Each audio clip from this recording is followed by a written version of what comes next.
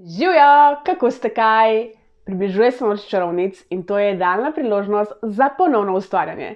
Zato bom danes z vami delila zelo preprost recept za doma pripravljen slime oziroma sluz. Po mnogih poskusih, ampak res mnogih poskusih, sem dejansko odkrila recepturo, ki deluje in še res je preprosta. Vse sestavine lahko kupite v Sparu in večino jih imate verjetno že doma.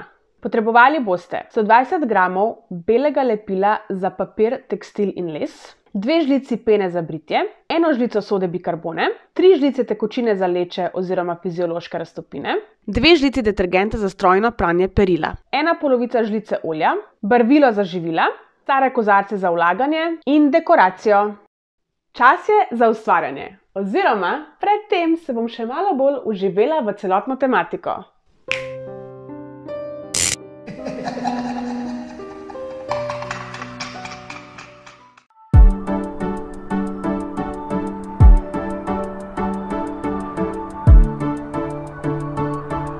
Prvo zmešajte lepilo in peno za britje.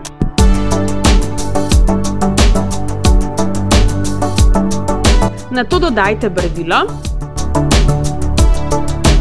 Sledita soda bikarbona in tekočina za leče oziroma fiziološka raztopina. V primeru, da nimate tekočine za leče oziroma fiziološke raztopine, jo lahko pripravite tudi sami. Je popolnoma preprosto.